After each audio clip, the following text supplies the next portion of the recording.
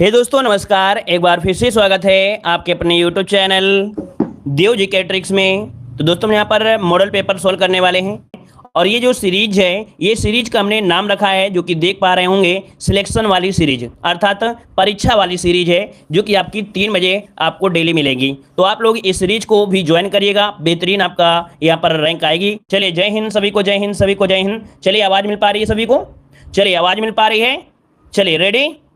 चलिए Thums up कर दीजिए, थोड़ा सा स्माइल भी कर दिया करें जैसे आप लोग जुड़ते हैं, ठीक है। और लाइक शेयर की संख्या भी बराबर कर दिया करें। चलिए स्टार्ट करते हैं। पहला क्वेश्चन आपके सामने दिया गया है, कह रहा है मौर्य राजवंश की स्थापना मगध में हुई थी जो वर्तमान में के नाम से जाना जाता है। तो चलिए बताइएगा कि मौर्य साम्राज्य या मौर्य राजवंश की स्थापना मगध में हुई थी जो वर्तमान में किस नाम से जानते हैं भाई? यहाँ पर देखिए आपका बिहार, यहाँ पर ऑप्शन क्या बनेगा?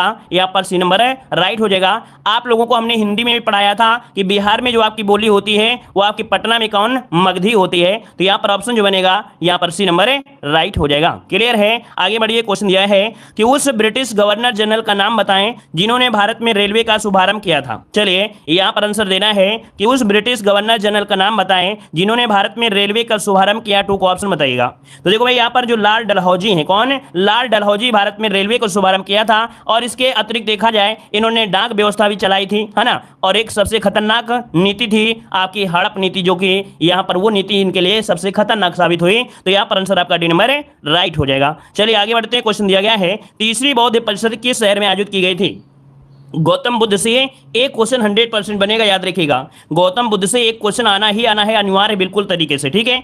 तो तीसरी बौद्ध परिषद किस शहर में आयोजित की गई थी? 3 नंबर में। तो ऑप्शन बी हो जाएगा आपके पाटलिपुत्र में। दोस्तों कहां पर? आपके पाटलिपुत्र में की गई थी, जो कि अशोक के संरक्षण में आपकी हुई थी। तो यहां पर ऑप्शन बी हो जाएगा। अगला क्वेश्चन देखिए आपसे दिया गया है कि अकबर के दरबार में मुख्य चित्रकार कौन थे?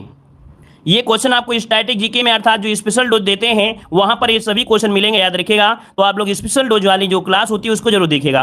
तो कह रहा है निम्नलिखित में से अकबर के दरबार में मुख्य चित्रकार कौन था? तो यहाँ पर देखिए 4 का जो ऑप्शन बनेगा, यहाँ पर जो दसवंत आ रहा है, जिसका भी ऑप्शन बिल्कुल सही जवाब आ रहा है दसवंत, इसका आंसर राइट हो जाएगा। इसके अतिरिक्त एक और भी महत्वपूर्ण कलाकार था, बसावन। कौन? बसावन भी याद रखिएगा। बसावन जो आपका है ये भी बहुत कलाकार व्यक्ति था, है ना। तो यहाँ पर ऑप्शन हो जाएगा आपका सी नंबर। आगे बढ़ते हैं। क्वेश्चन आपसे अगला पूछा गया है, कह रहा है कि 6ठी शताब्दी ईस्वी पूर्व के दौरान मथुरा के आसपास के क्षेत्रों को कहा जाता था।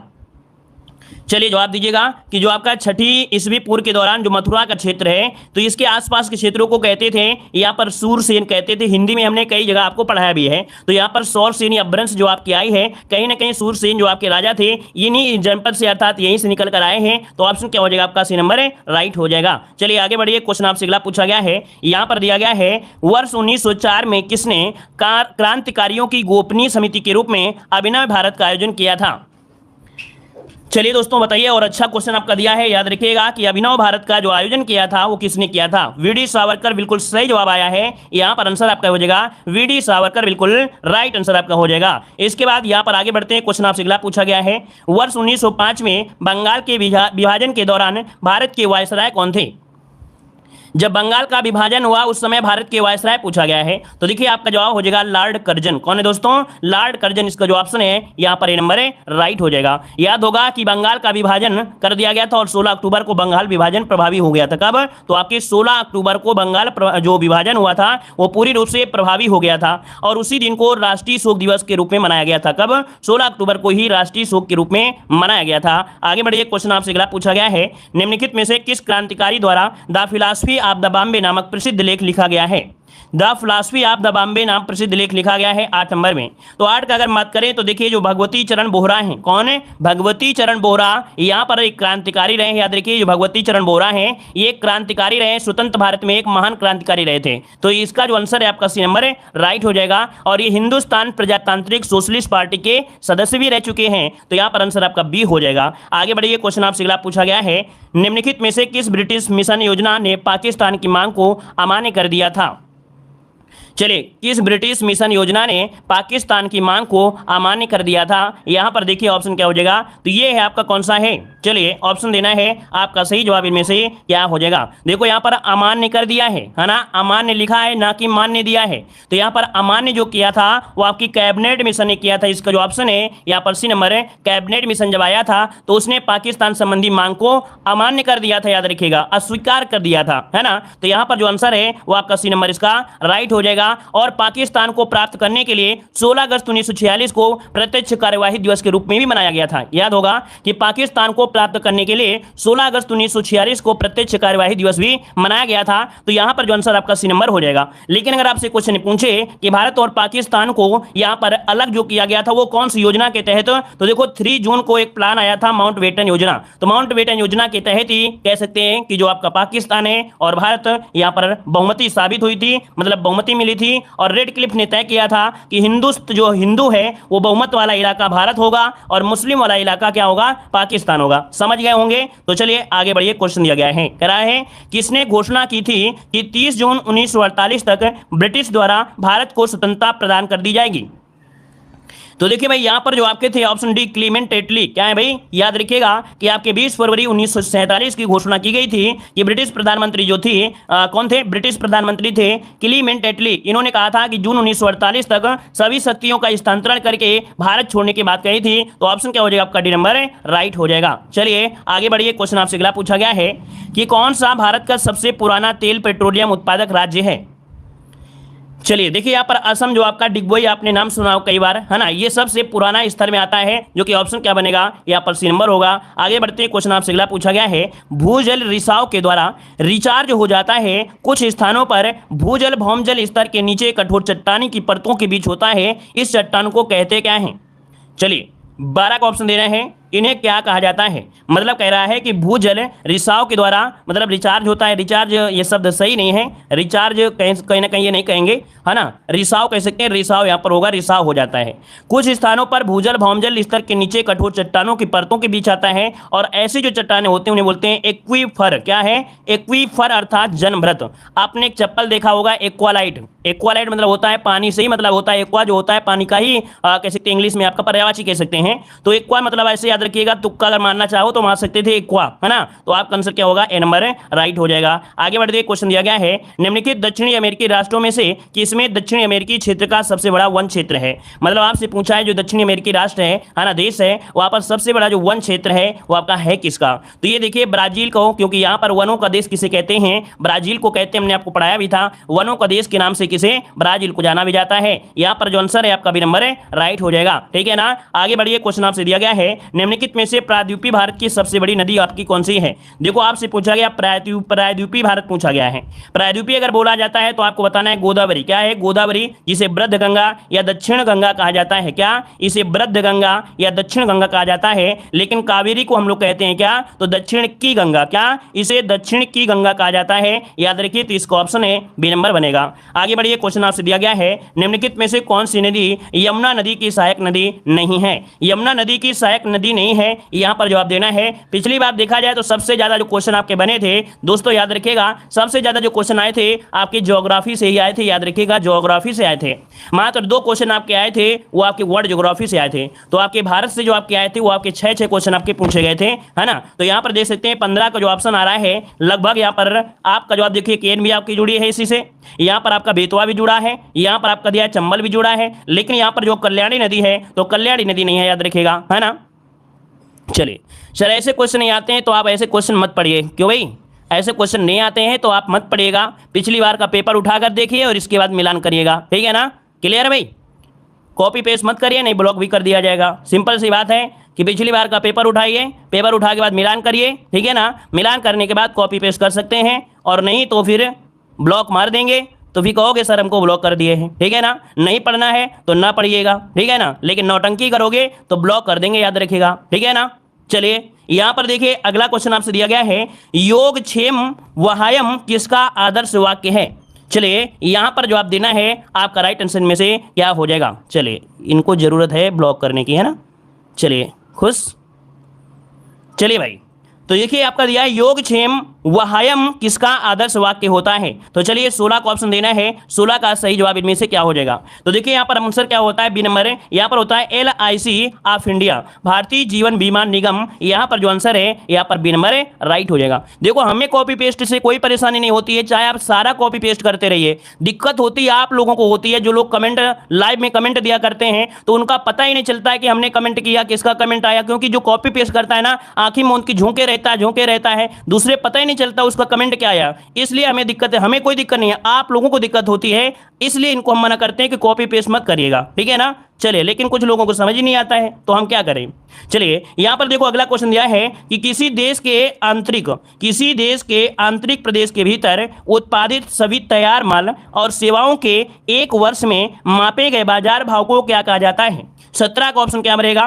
तो देखो यहाँ पर होता है इसे सकल घरेलू उत्पाद कहते हैं अर्थात GDP कहते हैं। इसका मतलब ये कह रहा था कि कोई भी आपका देश है उस देश में एक वर्ष के भीतर उत्पादित सभी तैयार माल और सेवाओं से एक वर्ष में जो इनकम हुई है उसे हम लोग GDP कहते हैं या बाजारों पर सकल घरेलू उत्पाद कहते हैं। ऑप्शन इस प्रकार से ए नंबर राइट हो जाएगा। आगे बढ़िए, क्वेश्चन दिया गया है कि कौन सा क्षेत्र भारतीय अर्थव्यवस्था का आधार है। कौन सा क्षेत्र भारतीय अर्थव्यवस्था का आधार होता है। तो देखिए ऑप्शन क्या हो जाएगा, यहाँ पर जवाब देना है तो आपका कृषि हो जाएगा। हमने आपको बताया है कि कृषि को प्राथमिकता क्यों दी जाती है, क्योंकि जब जब देश में क्या हुआ है, दिक्कतें आई हैं, समस्या आई हैं, तब आपकी कृषि पर ही फोकस किया गया है। ये आपका प्रमाण है, जब आपका 63 में समस्या आई थी चीन वाली, है ना, तब भी समस्या आपकी आई तो कृषि पर फोकस किया गया। 1971 में जब दिक्कत हुई तो कृषि पर फोकस किया गया। मतलब जब जब समस्या आती है तो कृषि आपको आगे ले जाती है, याद रखिएगा, है ना। तो यहाँ पर आंसर क्या हो जाएगा, ए नंबर इसका राइट हो जाएगा। अब आपको 63 लगा होगा, चाइना 62 में है, लेकिन आपको मालूम है 63, 64, 65 में कहीं ना कहीं आपका बीच में पंचवर्षीय योजना डिले हो गई थी किसी कारण से, है ना, जानते हैं कारण, तो इस कारण से। तो यहाँ पर आंसर क्या हो जाएगा, ए नंबर कृषि हो जाएगा। आगे बढ़िए, क्वेश्चन दिया गया है सिल्क रूट के बारे में निम्नलिखित में से कौन से कथन सत्य दिए गए हैं। सिल्क रूट दिया गया है, अब आप ही बताइए सिल्क रूट आपका है क्या। देखिए यहाँ पर इस प्रकार के आपके ऑप्शन यहाँ पर दिए गए हैं। अब इन ऑप्शन के अनुसार यहाँ पर देखिए क्या पहला पॉइंट कह रहा है, कह रहे सिल्क रूट का उपयोग केवल रेशम के व्यापार के लिए किया जाता है, मार्ग सांस्कृतिक संचरण के लिए बढ़िया चैनल के रूप में भी कार्य करता है। फिर इसके बाद यह सिल्क रूट पूर्वी, पश्चिमी, उत्तरी और दक्षिणी सिल्क रूट में बांटा जाता है। दक्षिणी सिल्क रूट पर खोतान एक सबसे महत्वपूर्ण स्थान है। मतलब ये सिल्क के बारे में जितने भी पॉइंट सही दिए हैं, मतलब इसका ऑप्शन डी हो जाएगा। इनमें से सभी पॉइंट आपके सही दिए गए थे, है ना। अब कुछ क्वेश्चन सरल है तो कुछ क्वेश्चन कठिन भी है ना। 4 क्वेश्चन को देख के कोई ये नहीं कह सकता है कि नहीं सरल है, लेकिन जिसको सरल लगता है तो वही कम से कम हमारी क्लास में 85 में अगर 65 क्वेश्चन सॉल्व कराते हैं तो 60 नंबर ला के दिखाइए, तो हम आपको जाने कितने बड़े हीरो हैं। कि भाई अगर किसी को सरल लगता है तो इतने क्वेश्चन में 65 में 60 नंबर ला के दिखा दीजिए तो हम बताएंगे, ठीक है। चलिए, कह रहे प्रदत्त समयावधि में वस्तुओं के निर्यात के मूल्य और आयात के मूल्य के मध्य अंतर को कहते क्या हैं। चलिए बताइएगा, प्रदत्त समयावधि में वस्तुओं के निर्यात के मूल्य और आयात के मूल्य के मध्य अंतर को कहा जाता है 20 नंबर में। तो देखो इसे कहा जाता है व्यापार संतुलन। दोस्तों याद रखिए, जो 20 का ऑप्शन है इसे हम लोग व्यापार शेष कहते हैं। एक लैंग्वेज होती है व्यापार शेष, तो व्यापार शेष भी आप लोग कह सकते हैं, या इसी को हम लोग व्यापार संतुलन भी कहा जाता है। चलिए आगे बढ़ते, क्वेश्चन आपसे दिया गया है कि भारतीय संविधान के आर्टिकल 326 के अनुसार हर राज्य की विधानसभा और विधान परिषद के चुनाव वयस्क मताधिकार के आधार पर होंगे। वयस्क मताधिकार से तात्पर्य है कि प्रत्येक भारतीय नागरिक की उम्र जो चुनाव में भाग लेने के लिए होती है वो कितनी होनी चाहिए। तो यहाँ पर देखिए ऑप्शन क्या हो जाएगा, यहाँ पर आंसर आपका हो जाएगा ए नंबर इसका राइट हो जाएगा, ठीक है। यहाँ पर आगे बढ़ते हैं, क्वेश्चन दिया गया है निम्नलिखित में से कौन सा कथन गलत दिया गया है। कौन सा कथन गलत दिया गया है। तो भैया 22 में पहला पॉइंट दिया गया है कि राज्यपाल राज्य की विधान परिषद का स्थगन कर सकता है। बिल्कुल सही बात आपका है, कह रहे राज्यपाल राज्य की विधानसभा का स्थगन कर सकता है। दोनों में क्या अंतर है भाई, विधान परिषद, अच्छा ठीक है। अगला है राज्यपाल राज्य की विधान परिषद को भंग कर सकता है, यहाँ पर ये दिया गया है। तो देखो भाई यहाँ पर अगर हम आपसे बात करें तो आपका आंसर क्या सी नंबर होगा क्या, नहीं। ऑप्शन देखिए सी वाला आपका गलत दिया गया है। क्यों, क्योंकि विधान परिषद को भंग नहीं किया जा सकता है, परंतु उसके 1/3 सदस्य प्रत्येक दूसरे वर्ष में सेवानिवृत्त हो जाते हैं। इस कारण से सी वाला जो ऑप्शन आपका है ये आपका गलत दिया गया है। यहाँ पर आगे बढ़ते क्वेश्चन दिया गया है, कह रहे हैं भारतीय संविधान का अनुच्छेद 22 निम्नलिखित में से किससे संबंधित है। अनुच्छेद 22 का जो संबंध है यहाँ पर जवाब देना है, क्या राइट आंसर हो जाएगा। चलिए यहाँ पर 23 नंबर में, तो 23 का ऑप्शन क्या हो सकता है, कह रहा है धर्म, जाति, लिंग या जन्म, तो ये तो आपका है नहीं है, यहाँ पर देखो दिया गया सी नंबर, कुछ मामलों में गिरफ्तारी और हिरासत के खिलाफ संरक्षण होगा। हमने इसके पहले भी क्लास में आपको बताया था कि कोई मान लीजिए चोर है और वो अगर चोरी करते पकड़ा जाता है तो पब्लिक तो उसे कूटना शुरू कर देती है, लेकिन पुलिस जो होती है उसको बचाती है, उसका संरक्षण करती है ना। बचाने का मतलब ये नहीं होता है बस होता है कि पब्लिक से मार से बच जाए, नहीं पब्लिक तो मारेगी तो सीधा आईसीयू में पहुंच जाएगा, है ना। और फिर कितना मारेगी पब्लिक पता भी नहीं होता है। इस कारण पुलिस क्या होता है, उसकी संरक्षण प्रदान करती है। ऑप्शन क्या होगा, सी नंबर राइट हो जाएगा। आगे बढ़िए, क्वेश्चन दिया गया है कि 1975 में आपातकाल के समय भारत के राष्ट्रपति कौन थे। दोस्तों यहां पर जवाब देना है कि 1975 में आपातकाल के समय भारत के राष्ट्रपति कौन थे। चलिए ऑप्शन बनेगा क्या, ये फखरुद्दीन अली अहमद थे। दोस्तों याद रखिए फखरुद्दीन अली अहमद, यहां पर फखरुद्दीन थे आपके, कौन थे, यही थे फखरुद्दीन अली अहमद, इसका जो आंसर है राइट हो जाएगा। अगला क्वेश्चन आपसे यहां पर दिया गया है कि इनमें से कौन सा कथन सही दिया गया है, कौन सा कथन सही दिया है। चारों ऑप्शन आपके सामने यहां पर दिए गए हैं। थोड़ी वीडियो की क्वालिटी जरूर बढ़ा लीजिएगा जब क्वेश्चन बड़ा हो जाता है तब। देखिए भाई यहां पर दिया गया है कि 1975 में आपातकाल के समय गुलजारी लाल नंदा भारत के प्रधानमंत्री थे। ये आपसे देखो दिया है, सही कथन आपसे पूछना है तो भैया ये क्या आपका सही है क्या, नहीं सही है। फिर दिया गया है आपका 1975 में आपातकाल समय इंदिरा गांधी भारत के प्रधानमंत्री थे। यहां पर देख सकते हैं जो आपका सही जवाब है वो आपका कौन सा होगा, यहां पर बी वाला जो ऑप्शन है यहां पर राइट हो जाएगा, बी नंबर है राइट हो जाएगा। चलिए अच्छा इसके पहले पॉइंट क्या था भाई, अच्छा ये राष्ट्रपति हैं और ये क्या थे भाई, प्रधानमंत्री थे, है ना। दोनों पॉइंट आपका यहां पर राइट हो जाएगा, क्लियर है। चलिए 23 वाले में क्या दिक्कत है भाई, 23 का फिर से बता दीजिए, 23 में क्या समस्या है आपको, 23 में क्या समस्या है। इसमें कह रहा है आर्टिकल नंबर जो 32 है, तो आर्टिकल नंबर 32 क्या कहता है कि कुछ मामलों में गिरफ्तारी और हिरासत के खिलाफ संरक्षण होगा। अर्थात जैसे आपके घर में कोई चोर घुस गया, भगवान न करे कि आपके घर पे चोर कोई घुस जाए, अगर घुस जाता है और आप उसे पकड़ लेते हैं या उसको जनता पकड़ लेती है तो फिर भयंकर मार चलती है। फिर भी अगर पुलिस आ जाती है तो भी उसकी रक्षा करती है कि नहीं करती है भैया, या कह सकते हैं आके गोली मार देता है पुलिस वाले, ऐसा तो नहीं होता है ना। तो यहां पर इसका मतलब ये कह रहा है, ठीक है, समझ गए हैं। चलिए यहां पर आगे बढ़ते, इसका जो आंसर है आपका है यहां पर सी हो जाएगा। 23 नंबर आर्टिकल नहीं है महोदय, आर्टिकल 32 नहीं है, आर्टिकल नंबर 22 है। 32 नहीं मतलब क्या कह रहे हैं, आर्टिकल नंबर 22 है सर, 32 नहीं है। तो हम तो भाई क्या बोल रहे हैं भाई, आर्टिकल नंबर 22 ही तो बोल रहे हैं भाई, क्या क्या दिक्कत हो, हम 23 बोल रहे हैं क्या बार बार, क्यों, हम आर्टिकल नंबर 22 ही तो बोले हैं, आर्टिकल 32 बोल दिए हैं क्या भाई। चलिए कमेंट अगर आपका देख लें तो आप लोग कंफ्यूज कर दोगे, दुनिया को भी कंफ्यूज कर दोगे। 22 ही तो बोले हैं भाई, 23 बोल दिए, 32 बोल दिए हैं क्या हमने।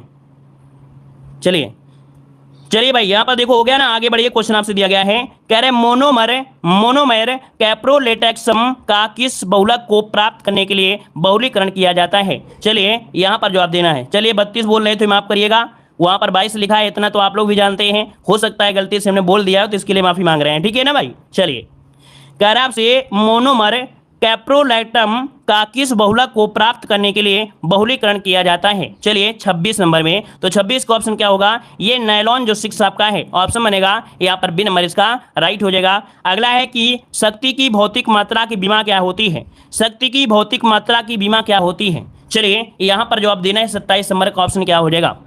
सारा दिन क्लास लेते रहते हैं, हो सकता है ऐसा बोल दिया हूँ, है ना, लेकिन अगर आप एक दिन क्लास लेके देखोगे तो फिर आपको समस्या हो जाएगी। हम तो इतनी क्लासें लेते हैं, हो सकता है कि बोल वही रहे हों लेकिन शायद ऐसा हो जा रहा हो, ठीक है ना। हमें तो ऐसा लग रहा है हम 22 बोल रहे थे लेकिन हो सकता है हम 32 बोल रहे हों, ठीक है ना। चलिए शक्ति की भौतिक मात्रा की बीमा क्या है, इन्हें कहते हैं मानवीय गलतियां, ठीक है ना। चलिए देखिए 27 की अगर बात करें तो ऑप्शन क्या होगा, बी नंबर है ml जो आपका m इनवर्स l की घाते 2 और t घाते -3। यहाँ पर जो आंसर है वो आपका इसका क्या बनेगा, 27 में बी नंबर है राइट हो जाएगा। यहीं पर देखो एक होता है बल की बीमा पूछी जाती है, हम आपको 2-3 बीमा बता देते हैं जिनको रट लीजिएगा। जैसे एक होता है बल की बीमा जो आपकी होती है वो क्या होती है, बल की जो बीमा होती है वो होती है MLT के घाते -2, है ना, MLT के घाते -2, यह हमेशा आपसे पूछी जाती है। अगर यहाँ पर बोले कार्य की बीमा क्या होती है तो भैया कार्य की जो बीमा होती है वो होती है ML स्क्वायर T के घाते -2। तो ये दो बीमाएं बहुत ज़्यादा पूछी जाती हैं, याद रखिएगा। चलिए अगला क्वेश्चन है कि CaSO4 × 2H2O का रासायनिक सूत्र इनमें से क्या है। CaSO4 × 2H2 को रासायनिक सूत्र पूछा गया 28 नंबर में। चलिए भाई जवाब दीजिए।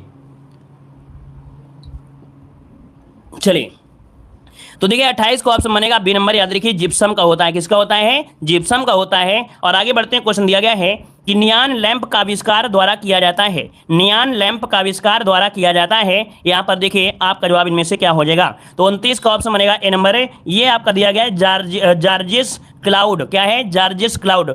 मतलब ये कह रहा है, पूछना चाहिए किसके द्वारा किया गया था। अच्छा, वही पूछा गया है कि नियॉन लैंप का आविष्कार किसके द्वारा किया गया था। तो जॉर्जिस क्लाउड के द्वारा किया गया था। तो इसका जो ऑप्शन हो जाएगा ए नंबर आपका राइट हो जाएगा। चलिए आगे बढ़ते हैं, क्वेश्चन दिया गया है कि निम्नलिखित में से कौन सा अंग अप्रयुक्त या क्षतिग्रस्त बिंबाणु को हटाने में अक्षम होता है या सक्षम होता है? तो चलिए बताइएगा, निम्नलिखित में से कौन सा अंग अप्रयुक्त या क्षतिग्रस्त बिंबाणु को हटाने में सक्षम है? 30 नंबर का ऑप्शन है सी नंबर, जो तिल्ली होता है। तिल्ली अर्थात जिसे हम लोग प्लीहा कहते हैं। तिल्ली को ही हम लोग क्या बोलते हैं? प्लीहा बोलते हैं, याद रखिए। तो यहाँ पर जो आंसर बनेगा वो आपका सी नंबर राइट हो जाएगा। मतलब शरीर का एक अंग है जो सभी रीढ़धारी प्राणियों में पाया जाता है। ये जो प्लीहा होता है ना, यह तिल्ली होती है। ये शरीर का अंग है जो सभी रीढ़धारी प्राणियों में पाया जाता है। और ये पुरानी लाल रक्त जो कोशिकाएं होती हैं उनको क्या कर देता है भैया? उनको नष्ट कर देता है ना। तो यहाँ पर जो आंसर है यहाँ पर आपका हो जाएगा सी नंबर। इसका मतलब ये कह रहा था बिंबाणु मतलब होता है जो रक्त होता है, पुरानी जो रक्त कोशिकाएं होती हैं। इसका मतलब ये कह रहा था। अगला क्वेश्चन दिया गया है कि वास्को डी गामा भारत के समुद्री मार्ग की खोज की थी। तो वास्को डी गामा भारत के समुद्री मार्ग की खोज किया कब किया था? 31 दिसंबर में। चलिए 31 का ऑप्शन देखिए, आपका जवाब यहाँ पर हो जाएगा सी नंबर 1498 में। और ये कोझिकोड जो कि आपके कालीकट में ये पहुंचा था और जमोरी ने जम के स्वागत किया था। अगला क्वेश्चन दिया गया है कि अमीर खुसरो द्वारा रचित कविता छाप तिलक सब छीनी किस भाषा में है? अमीर खुसरो द्वारा रचित कविता छाप तिलक सब छीनी किस भाषा में है? 32 नंबर में। तो 32 का ऑप्शन ये आपके ब्रज भाषा में है। किसमें है? आपके ब्रज भाषा में है। यहाँ पर जो आंसर है यहाँ पर सी नंबर राइट हो जाएगा। क्लियर है? और यहाँ पर हमने बताया था कि इन्हें भारत का तूतीय हिंद भी कहा जाता है, अर्थात भारत का तोता कहा जाता है। यहाँ पर आगे बढ़ते हैं, क्वेश्चन दिया गया है कि विश्व स्वास्थ्य दिवस किस दिन मनाया जाता है? तो सासे स्वास्थ्य और सासे सात, वो भी क्या? अप्रैल। तो ऑप्शन क्या बनेगा? यहाँ पर बन जाएगा बी नंबर राइट हो जाएगा। क्लियर है? अगर पूछे कि 1 अगस्त को क्या मनाते हैं, तो 1 अगस्त को मनाया जाता है राष्ट्रीय पर्वतीय वृक्षारोहण दिवस। क्या? राष्ट्रीय पर्वतारोहण दिवस। ठीक है, क्लियर है? 21 सितंबर को मनाते हैं अल्जाइमर दिवस, है ना। और यहाँ पर देख सकते हैं जो बचा हुआ है 17 जनवरी। तो 17 जनवरी को क्या मनाते हैं भाई? 17 से 11 जनवरी से देखा जाए तो एक सड़क सुरक्षा सप्ताह मनाते हैं। ठीक है, चलिए आगे बढ़िए। क्वेश्चन दिया है ब्यूनस आयर्स किस देश की राजधानी है? ब्यूनस आयर्स किस देश की राजधानी है? यहाँ पर आंसर बताइए 34 नंबर में। तो 34 को ऑप्शन देखिए, आपको कई बार पढ़ाया गया है अर्जेंटीना। क्या हो जाएगा? ब्यूनस आयर्स जो कि अर्जेंटीना की क्या है? राजधानी है। और ये दक्षिण अमेरिका क्या है? देश है, याद रखिएगा। आगे बढ़िए। क्वेश्चन दिया गया है कि राष्ट्रीय उद्यान में सबसे अधिक एक सींग वाले गैंडे पाए जाते हैं। तो ये बताइएगा कि एक सींग वाले जो गैंडे वो आपके कहां पर पाए जाते हैं? 35 नंबर में। तो देखिए आपका जो काजीरंगा असम में है, काजीरंगा असम में एक सींग वाले जो गैंडे हैं वो आपके पाए जाते हैं। और 1974 में राष्ट्रीय उद्यान का दर्जा इसे दिया गया था। अगला क्वेश्चन बताइएगा, इम्फाल किस भारतीय राज्य की राजधानी है? इम्फाल किस भारतीय राज्य की राजधानी है? यहां पर जवाब दीजिए। आपका सही जवाब क्या हो जाएगा? 36 नंबर में। तो देखिए मणिपुर बिल्कुल आपका जवाब हो जाएगा, मणिपुर हो जाएगा, जो कि एक पूर्वोत्तर भारत आपका राज्य है। इसकी राजधानी क्या है? आपकी इम्फाल है, याद रखिएगा।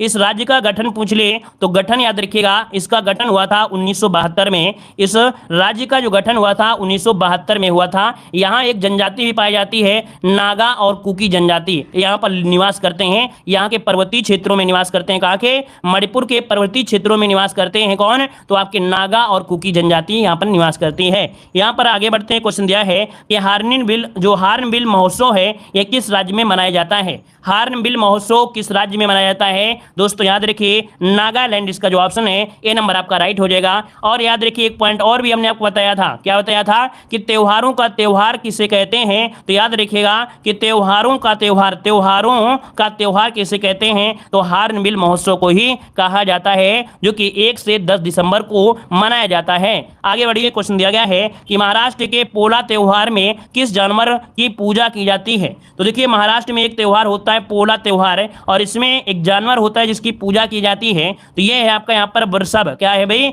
वृषभ जो आपका है जिसे बुल कहते हैं, तो इसकी पूजा की जाती है, याद रखिएगा। ऑप्शन क्या हो जाएगा आपका? बी नंबर राइट हो जाएगा। और ये पोला त्योहार देखा जाए तो आपके जैसे महाराष्ट्र है, छत्तीसगढ़ है, मध्य प्रदेश है और तेलंगाना के उत्तरी हिस्सों में भी अमावस्या के रूप में किसानों द्वारा मनाया जाता है। आगे बढ़िए, क्वेश्चन दिया गया है निम्नलिखित में से नृत्य का कौन सा प्रकार असम से संबंधित है, और असम में बताना है कि कौन सा त्योहार असम से संबंधित है। चलिए, तो देखो भाई यहाँ पर जो आपका आंसर है वो आपका सी हो जाएगा, बिहू, है ना। बिहू असम के 3 अलग अलग सांस्कृतिक उत्सवों में आपका समूह को दर्शाया जाता है, जो कि यहाँ पर दुनिया भर में देखा जाए तो आगामी जो प्रवासी होते हैं वो प्रवासी लोग भी इसका धूमधाम से मनाते हैं। ऑप्शन इसका सी नंबर है राइट हो जाएगा। और इसके बाद आगे बढ़ते हैं कि कश्मीर दी वाजपेयी ईयर्स नामक किताब किसके द्वारा लिखी गई है। कश्मीर दी वाजपेयी ईयर्स नामक किताब किसके द्वारा लिखी गई है, अर्थात इसके लेखक पूछा गया है। तो यस का आंसर हो जाएगा क्या? A.S. दुलत। क्या नाम है? A.S. दुलत।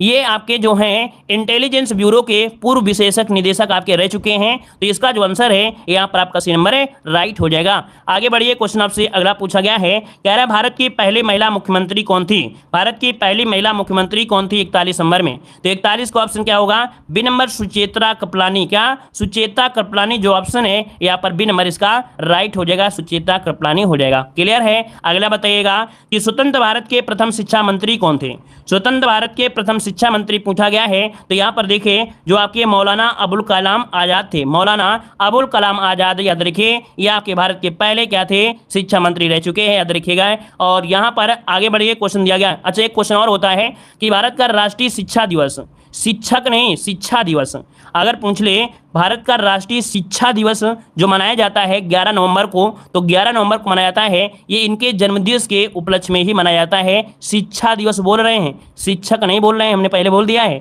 शिक्षा दिवस बोल रहे हैं। चलिए आगे बढ़ते हैं। क्वेश्चन दिया गया है कि विश्व का सबसे बड़ा दूरदर्शी कहाँ पर स्थित है? चलिए बताइए कि विश्व का सबसे बड़ा दूरदर्शी कहाँ पर स्थित है।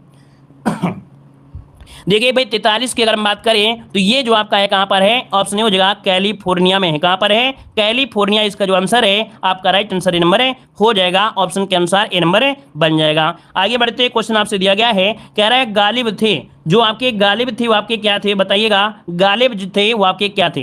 तो देखो हमने 44 की अगर हम बात करें तो ये कवि हैं, याद रखिएगा। ये आपके उर्दू शायर भी हैं, है ना, ये उर्दू शायर भी हैं, मिर्जा गालिब इसे कहते हैं। तो यहाँ पर देखिए ऑप्शन क्या होगा? ए नंबर इसका राइट हो जाएगा। क्लियर है? अगला बताइएगा कि भारत का राष्ट्रीय चावल अनुसंधान संस्थान कहाँ पर स्थित है? भारत का राष्ट्रीय चावल अनुसंधान संस्थान पूछा गया है, तो आपका जवाब इनमें से क्या हो जाएगा? तो आपका जवाब हो जाएगा क्या? यहाँ पर कटक जो ऑप्शन है यहाँ पर ए नंबर राइट हो जाएगा, राष्ट्रीय चावल अनुसंधान संस्थान आपके कटक हो जाएगा। लेकिन अगर आपसे ये पूछे कि आपका क्षेत्रीय अगर लगा देता है, तो क्षेत्रीय अगर लगा देता है तो आपको वाराणसी बताना, याद रखिए राष्ट्रीय क्षेत्रीय चावल अनुसंधान, तो वो आपका हो जाता है वाराणसी। दोस्तों आगे बताइए, क्वेश्चन दिया गया है कि भारत के राष्ट्रगान की रचयिता कौन है? चलिए भारत के राष्ट्रगान के रचयिता बताना है, यहाँ पर जवाब देना है। तो ऑप्शन हो जाएगा Rabindranath Tagore, option A number right हो जाएगा। अगला क्वेश्चन आपसे दिया गया है कि भारत और श्रीलंका के मध्य संयुक्त सैन्य अभ्यास कौन सा है? भारत और श्रीलंका के मध्य संयुक्त सैन्य अभ्यास पूछा है, तो देखिए मित्र शक्ति। क्या? मित्र शक्ति जो ऑप्शन है यहाँ पर ए नंबर इसका राइट हो जाएगा। और इसके बाद आगे बढ़ते हैं कि शोभना चंद्र कुमार किससे संबंधित हैं? शोभना चंद्र कुमार किससे संबंधित है? यहाँ पर आंसर क्या हो जाएगा? तो चलिए नोट करिए, शोभना चंद्र कुमार इनका जो संबंध है वो किससे है? इनका संबंध याद रखिए भारतनाट्यम से है। दोस्तों याद रखिए इनका जो संबंध है भारतनाट्यम से है। अब इसमें तुक्का भले ही लगा दो चल जाएगा, लेकिन दिल से पूछो कि क्या आपको 100% क्वेश्चन का जवाब सही मालूम है, तो कहोगे सर हमें नहीं मालूम था, लेकिन हमने थोड़ा ऑप्शन के अनुसार तुक्का मारा और सही जवाब इसमें यहाँ पर हो गया। तो ऐसे क्वेश्चन तुक्का मार के ही सही हो जाएंगे, ऐसे नहीं सही होते हैं, याद रखिएगा यहाँ पर सी हो जाएगा। आगे बढ़ते हैं, क्वेश्चन दिया है, अच्छा आता है तो बहुत अच्छी बात है, आता है तो बहुत अच्छी बात है। चलिए कह रहा आपसे कि वैद्यनाथ मिश्र किस कवि का मूल नाम है? वैद्यनाथ मिश्र किस कवि का मूल नाम है? हमने आपको हिंदी की क्लास में बताया है, तो ये आपके नागार्जुन, याद रखिए कि जो वैद्यनाथ मिश्र नागार्जुन का मूल नाम है, ये हमने आपको हिंदी में पढ़ाया है। आगे बढ़िए, क्वेश्चन दिया गया है कि गुट निरपेक्ष आंदोलन का पहला शिखर सम्मेलन कब और कहां पर आयोजित किया गया था? चलिए गुट निरपेक्ष आंदोलन का पहला शिखर सम्मेलन कब और कहां पर आयोजित किया गया था 50 नंबर में? तो ऑप्शन क्या बनेगा? तो यहां पर देखिए जो आपका आंसर है बेलग्रेड, बेलग्रेड जो कि आपके 1961 में ऑप्शन बनेगा, यहाँ पर सी नंबर राइट हो जाएगा। क्लियर है। और इसके बाद आगे बढ़ते क्वेश्चन दिया गया है, यहाँ पर देखो हिंदी के क्वेश्चन है, और हिंदी में जो क्वेश्चन है वो आपके गद्यांश तो जरूर है, लेकिन इसमें जो क्वेश्चन मिलेंगे वो आपके क्या होंगे, ग्रामर पोर्शन के आपके होंगे। ठीक है ना। तो कुसुम शाम को मंदिर में दर्शन करते हुए घर गई। वह देर तक गीत गाती रही, उसे समय का पता न था। आधी रात बीत गई, उसने सितार बजाई, फिर भी उसका मन न लगा। उसने टहलना शुरू कर दिया। रात किसी तरह से कटी, सुबह उसकी आंखों में नींद से बेझिल हो गई। वह देर तक सोती रही। माँ ने आकर जगाया और कलेवा करने के लिए कहा। कलेवा मतलब होता है नाश्ता करना। जैसे तैसे वह उठी और कलेवा करने के लिए कहा। जैसे तैसे वह उठी, नहाई और साइकिल से कॉलेज के लिए चली। कॉलेज में उसकी सखी ने घी के पराठे खिलाए। कुसुम के संगीत प्रेम की कॉलेज में छात्र नहीं थी। परिवार में मामा, नाना, चाचा, भाई बहन भी प्रशंसा करते हैं। देखो ये गद्यांश था, पढ़ें तो आप पढ़ भी सकते हैं। तो देखो हम आपको बताते हैं, यहाँ पर दिया है कौन सा शब्द आपका स्त्रीलिंग है। इस क्वेश्चन में क्या था कि गद्यांश के क्वेश्चन हैं, लेकिन इसमें क्वेश्चन ग्रामर पोर्शन है, इसलिए हम आपको सॉल्व करा रहे हैं। ठीक है ना। तो ये जो स्त्रीलिंग आपका इनमें क्या हो जाएगा, तो शाम है, रात, शाम कैसी है, रात कैसी है, आंखें कैसी हैं। लेकिन कलेवा ये एक नाश्ता होता है, नाश्ता होता है, याद रखिए कलेवा अर्थात नाश्ता कर लो, नाश्ता तैयार है। ये बोलते नाश्ता तैयार ही है, नहीं नाश्ता तैयार है, तो ये पुल्लिंग में आता है। अगला दिया गया है, कुसुम शाम को घर गई। इस वाक्य में कौन सा काल है, बताइएगा कि कुसुम शाम को घर गई, इस वाक्य में काल पूछा गया है, तो काल इनमें से क्या हो जाएगा, तो ये सामान्य भूतकाल है। क्या है, सामान्य भूतकाल है। यहाँ पर आंसर आपका ये हो जाएगा, ये सामान्य भूतकाल है, याद रखिए सामान्य भूतकाल है। ठीक है ना। यहाँ पर आगे बढ़ते हैं, क्वेश्चन दिया गया है कि कारक चिन्ह के प्रयोग के बावजूद भी इनमें किस शब्द का बहुवचन नहीं बनता है, नहीं बनता है। यहाँ पर बताइएगा कि बहुवचन नहीं बनता है। तो देखो भैया यहाँ पर घी है, गीत है, घर है और सखी है, तो गीतें, गीत जैसे गीत हैं, है ना, अनेक गीत हो सकते हैं। तो बताइए क्या घी जो आपका है, घी है ना, यहाँ पर जो आपका दिया गया है, घी जो दिया गया है, यही इसका आंसर है, राइट हो जाएगा। आपका नहीं बनता है, तो देखो किसका, घी का नहीं बनता है। याद रखिए घी कारक चिन्ह के बावजूद भी ये बहुवचन नहीं बनता है, ये नंबर होगा। अगला, इनमें से किस शब्द का लिंग नहीं बदलता है, तो आप ही बताइए किसका नहीं बदलता है, चाचा, छात्र, साइकिल और मामा। चलिए जवाब दीजिए, इसका आंसर क्या हो जाएगा। तो देखो दिया गया है चाचा, चाचा का चाची हो जाएगा, छात्र का छात्राएं हो जाएगा, मामा का मामी हो जाएगा, लेकिन साइकिल तो साइकिलें हो सकता है, बहुवचन बन सकता है, लेकिन लिंग परिवर्तन थोड़ा होगा। चलिए अगला है, इनमें से कौन सा शब्द सदैव बहुवचन में ही प्रयुक्त होता है, इनमें से कौन सा शब्द है जो हमेशा बहुवचन में ही प्रयुक्त होता है दोस्तों, यहाँ पर 70 नंबर में। तो चलिए कह रहा आपसे दर्शन, तो हमने आपको बताया था दर्शन जो आपका है हमेशा बहुवचन में ही प्रयोग होते हैं, दर्शन हमेशा बहुवचन में ही प्रयोग होते हैं। अगला क्वेश्चन दिया गया है कि मनोहर का संविच्छेद बताना है, मनोहर का संविच्छेद इनमें से क्या हो जाएगा। तो देखो भाई मनोहर में होता क्या है, मनोहर में यहाँ पर ओ की मात्रा हटाएंगे, विसर्ग लगाएंगे, मना धन हर जो कि विसर्ग संधि, आपका आंसर है राइट हो जाएगा। क्लियर है। अगला बताइएगा, एक गद्यांश हमने छोड़ दिया है क्योंकि एक गद्यांश कोई ज्यादा मतलब का नहीं था, इसलिए गद्यांश छोड़ा है। अगला है कि कवि जयदेव का बसंत चित्रण सुंदर है पर मनोहर नहीं, क्योंकि। अच्छा ये गद्यांश आपका है, कह रहा है निम्नलिखित में से कौन सा एक युग्म समुच्चारित नहीं है, निम्नलिखित में से कौन सा एक युग्म समुच्चारित मतलब सम उच्चारण, क्या बोलने में आपको जो सुनाई देंगे वो सम उच्चारण हो गए। तो यहाँ पर पूछा नहीं है, तो नहीं है की अगर बात करें तो कोस और कोस बोलने में एक जैसे लग रहे हैं, करोड़ और करोड़ आपका बोलने में एक जैसे लग रहे हैं, कर्म और क्रम में बिल्कुल एक जैसे लग रहे हैं, कर्ण और कान दोनों में देखो अलग आवाज आ रही है, कर्ण अलग आवाज आ रही है, कान अलग आवाज आ रही है, तो इसका मतलब ये सम उच्चारण नहीं दे रहे हैं। आगे बढ़िए, कह रहा है घुटने टेकना मुहावरे का अर्थ क्या होता है, घुटने टेकना मुहावरे का अर्थ क्या होता है दोस्तों, यहाँ पर जो आंसर है क्या हो जाएगा, आपका डी हो जाएगा, अधीनता स्वीकार करना, डी नंबर हो जाएगा।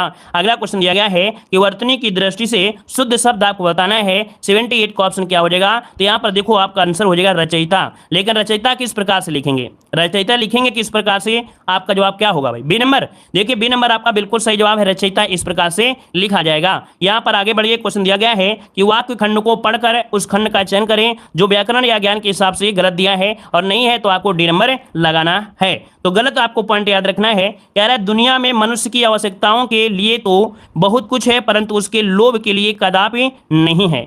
तो यहां पर जो गलती है वो आपकी है क्या भाई, लोभ के लिए कदापि नहीं की जगह अगर बोल दें लोभ के लिए कुछ नहीं है, क्या लोभ के लिए कुछ नहीं है, कुछ नहीं है ये आपका हो जाता तो आपका सही होता, तो गड़बड़ी है आपके सी नंबर में। अगला लेखक और उसकी रचना का कौन सा जोड़ा गलत दिया गया है, तो कह रहा है स्कंदगुप्त, और स्कंदगुप्त किसका है, तो जयशंकर प्रसाद का है, पहला क्वेश्चन गलत हो गया। फिर दिया संस्कृत के 4 अध्याय, ये रामधारी सिंह दिनकर के द्वारा है, और अगला भी यहाँ पर नहीं दिया है। अगला यहाँ पर देखो दिया गया कुछ क्वेश्चन दिया है, कंप्यूटर का पिता किसे कहा जाता है दोस्तों बताइएगा, कंप्यूटर का जो पिता कहा जाता जाता है? चार्ल्स बेबेज को कहते हैं। भारत की सिलिकॉन वैली किसे कहा जाता है? तो भारत की सिलिकॉन वैली बेंगलुरु को कहते हैं। कंप्यूटर के विकास में सर्वाधिक योगदान जो आपका रहा था वो आपका वान न्यूम रहा था। कंप्यूटर में आईसी चिप जो बनी होती है वो सिलिकॉन की होती है। भारत का प्रथम कंप्यूटरीकृत डाकघर जो आपका है वो कौन सा है? तो आपका नई दिल्ली है। अगला, विश्व का प्रथम इलेक्ट्रॉनिक डिजिटल कंप्यूटर कौन सा था? तो आपका एनिक था।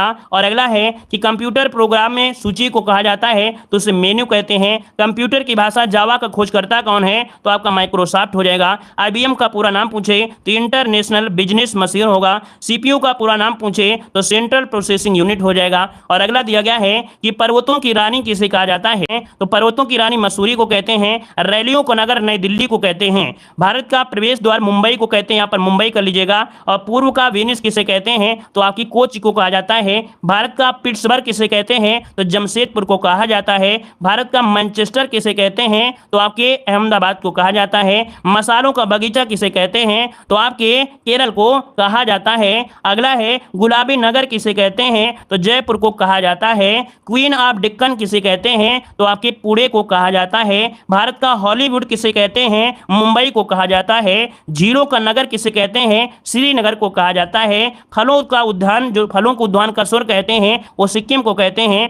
पहाड़ी की मल्लिका जो कहते हैं वो आपके नेत्रहाट को कहते हैं। और भारत का डेट्राइट किसे कहते हैं? तो भारत का डेट्राइट पीतमपुर को कहा जाता है। पीतम यहाँ पर हो जाएगा। पूर्व का पेरिस किसे कहते हैं? तो आपके जयपुर को कहा जाता है। पूर्व का पेरिस यहाँ पर जयपुर। सॉल्ट सिटी के रूप में किसे जाना जाता है? तो आपके गुजरात को जानते हैं। सोया प्रदेश किसे कहते हैं? तो आपके मध्य प्रदेश को कहते हैं। मलय का देश किसे कहते हैं? तो भैया याद रखिए मलय का देश आपके कर्नाटक को कहते हैं। और दक्षिण भारत की गंगा जो कहते हैं वो किसे कहते हैं? तो आपको कावेरी को कहते हैं। तो इस प्रकार से यहाँ पर जो टेस्ट रहा है वो आपका कंप्लीट होता है। और हमने बता दिया है कि ये जो क्लास है वो सिलेक्शन वाली सीरीज है, तो ये सीरीज को जरूर ज्वाइन करिएगा।